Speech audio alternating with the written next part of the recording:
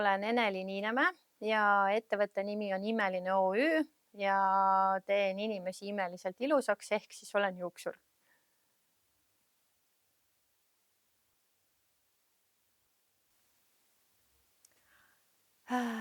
Kuulumine ettevõtjate ühendusse tähendab minu jaoks teiste ettevõtjatega võib-olla arvestamist, tundma õppimist, avastamist, arenemist.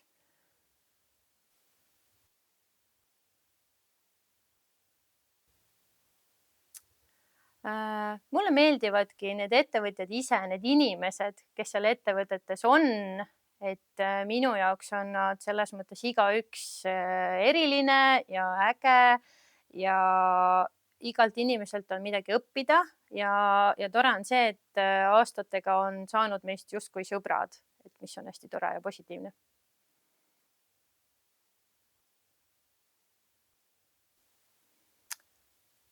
Ma arvan, et MEPU ühendus ikkagi selles mõttes on nagu toetav ettevõtjana mulle, et annab võib-olla julgust rohkem tegutseda, julgust inimestega suhelda, julgust pöörduda võõraste inimeste poole, ettevõtjatega rohkem läbi saada.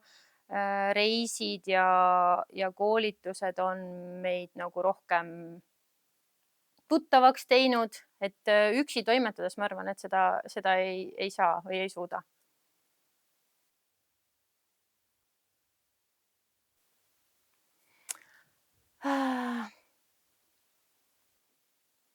Ma arvan, et see ühendus ongi pigem nagu sihuke piirkonna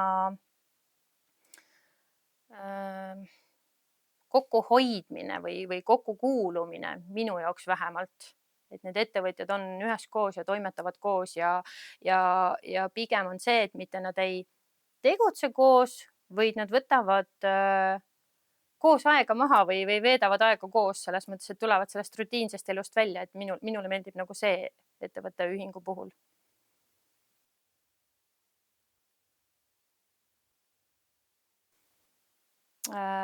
Kliente olen ma ühingu kaudu kindlasti leidnud.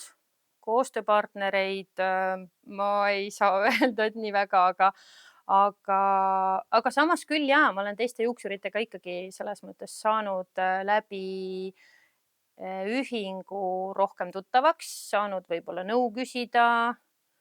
Et mingis mõttes küll jah, ikkagi koostöö, jah.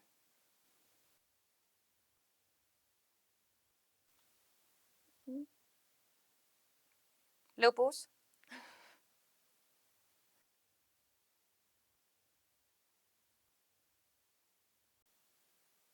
Ma arvan, et ühised väljasõidud, kas need on siis koolitused või reisid, et minu enda jaoks üks kõige ägedamaid reise MEPUga on olnud Gruusia reis.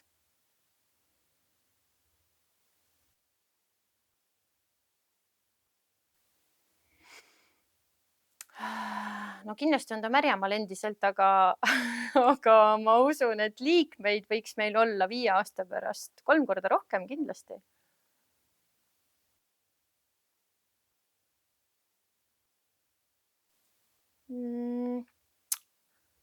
Ma arvan, et rõõmsat meelt ja võib-olla innovaatilisi ideid äkki rohkem.